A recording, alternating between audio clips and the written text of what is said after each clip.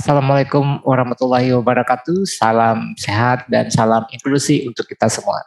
Sebelumnya saya ingin mengucapkan terima kasih atas kesempatan yang diberikan kepada saya untuk memberikan semacam motivational speech atau dorongan kepada teman-teman sahabat disabilitas yang akan berpartisipasi dalam program Baraka ini yang merupakan sebuah platform e-learning ya, atau pembelajaran secara daring bisa dikatakan begitu ya, untuk memberikan bekal pengetahuan terkait entrepreneurship dan bisnis kepada teman-teman penyandang disabilitas.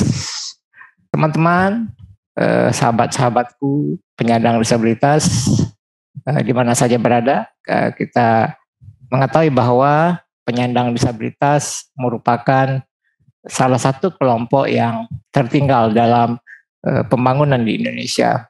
Penyandang disabilitas seringkali diabaikan ya dari berbagai prioritas kebijakan pemerintah. Nah, padahal jumlah penyandang disabilitas di Indonesia yang berdasarkan data Susenas tahun 2020 itu cukup signifikan, yaitu sebesar 22,22 juta jiwa atau sekitar 8,5% dari total populasi Indonesia. Nah, untuk di Sumatera Barat sendiri, prevalensi atau proporsi penduduk disabilitasnya itu malah di atas prevalensi nasional. Nah, minimnya kebijakan pemerintah ya bagi penyandang disabilitas terekam dalam berbagai data yang menunjukkan adanya ketimpangan antara penduduk penyandang disabilitas dengan penduduk non disabilitas ya, terutama dalam hal kesempatan mengakses pendidikan dan pekerjaan serta hak-hak dasar lainnya. Misalnya data BPS mengonfirmasi bahwa kesempatan penduduk dengan disabilitas ya dalam mengakses layanan publik dasar jauh lebih rendah dibanding masyarakat non disabilitas ya. Ketimpangan ini terlihat terutama pada akses pendidikan dan kesempatan kerja. Nah, dengan akses yang relatif rendah, tentunya pendidikan dan kesempatan kerja penyandang disabilitas pun jauh lebih rendah ya dibanding masyarakat non disabilitas. Nah, BPS menyebutkan bahwa pada tahun 2020 tingkat pendidikan terakhir sebagian besar penyandang disabilitas adalah tidak tamat SD, yaitu sebesar 29,35% dan hanya 3,38% yang menamatkan pendidikan hingga perguruan tinggi. Teman-teman, sahabat-sahabatku, kita juga mengetahui bahwa Indonesia sudah meratifikasi United Nations Convention on the Rights of Persons with Disabilities atau UNCRPD ya, atau Konvensi Hak Penyandang Disabilitas pada tahun 2011. Ratifikasi ini kemudian dikuatkan dengan penetapan Undang-Undang Nomor 8 tahun 2016 tentang penyandang disabilitas. Nah, pasal 10 Undang-Undang tentang penyandang disabilitas mengatur hak penyandang disabilitas untuk pendidikan bermutu di semua jenis, jalur, jenjang pendidikan, hak mendapatkan kesamaan kesempatan atau equity ya, baik itu untuk menjadi pendidik ya dan penyelenggara pendidikan, serta hak mendapatkan akomodasi yang layak sebagai peserta didik. Nah, juga sudah ada beberapa aturan turunan dari Undang-Undang Nomor 8 tahun 2016 ya, diantaranya PP nomor 13 ya tahun 2020 ya tentang akomodasi yang layak bagi peserta didik penyandang disabilitas. Nah, jika ada ungkapan ya bahwa setiap orang berhak mendapatkan pendidikan dan pekerjaan, nah tentunya semua orang memiliki hak untuk meraih ilmu kapanpun dan dimanapun ya, begitu pula tentunya dengan penyandang disabilitas. Dalam konteks situasi pandemi yang saat ini masih kita terus rasakan dan hadapi. Nah, salah satu solusi yang bisa ditawarkan adalah menggunakan e-learning ya, atau pembelajaran secara daring atau secara digital learning. Nah ini e-learning atau digital learning ini terbukti lebih efektif ya bagi banyak orang. Nah ini bisa dikatakan tren untuk penggunaan media virtual untuk pembelajaran ini bisa dikatakan sebagai salah satu blessing in disguise ya dari berbagai kesulitan terkait pandemi yang kita sedang hadapi. Nah tentunya e-learning ini tidak hanya efektif bagi banyak orang, tentunya juga termasuk penyandang disabilitas ya, yang mungkin sering menghadapi banyak hambatan ya ketika mereka harus menjalani proses pembelajaran tatap muka.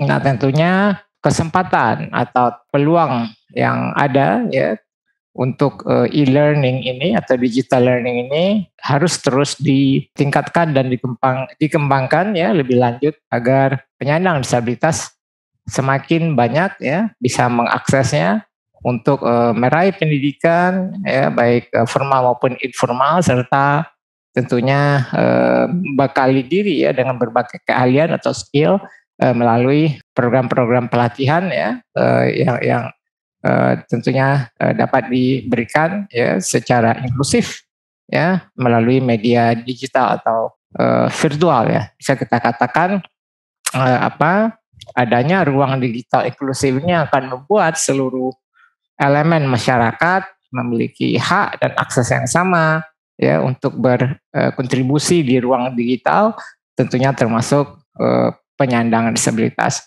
Kesempatan untuk bisa mengakses e-learning atau digital learning ini bagi penyandang disabilitas ya bisa juga dikatakan sebagai penguatan literasi digital ya, terutama bagi teman-teman penyandang disabilitas. Teman-teman, inklusivitas di Indonesia bagi penyandang disabilitas ini memang masih menemukan berbagai tantangan dan hambatan ya. Belum ada lembaga yang betul-betul berhasil mengupayakan inklusivitas yang melibatkan penyandang disabilitas ya. Begitu juga masih kurangnya upaya untuk inklusi disabilitas disebabkan mungkin dari stigma negatif yang masih menempel kepada penyandang disabilitas dan keluarganya ya. Bahkan dalam lingkungan keluarga, disabilitas seringkali dianggap sebagai anggota keluarga yang tidak diperhitungkan ya, sehingga mereka seringkali tidak memiliki akses untuk berinteraksi dengan dunia luar ya. Jadi keterbatasan yang dimiliki penyandang disabilitas dianggap juga menciptakan pesimisme ya terhadap kemampuan disabilitas untuk berpartisipasi dalam berbagai aktivitas. Nah, saya melihat platform digital learning ya seperti Barakah ini ya, ini merupakan inisiasi yang luar biasa yang patut kita apresiasi dan dukung bersama ya, dan tentunya buat teman-teman dan sahabat penyandang disabilitas peluang ini harus terus dimanfaatkan sebaik mungkin ya. Ini peluang belajar yang luar biasa ya, tentunya ke depan akan terus ditingkatkan ya agar teman-teman penyandang disabilitas semakin nyaman ya, semakin inklusif ya dalam menikmati atau meraih berbagai bekal pengetahuan ya dalam mengikuti program ya. Platform digital Barakah ini akan memberikan pengetahuan bagaimana menjadi entrepreneur atau bagaimana mengembangkan bisnis ya secara virtual yang memang didesain oleh pakarnya ya. Ini kesempatan belajar luar biasa yang tidak boleh dilewatkan, dan tentunya kita tahu bahwa peluang belajar dan sukses itu tidak hanya melalui jalur formal ya.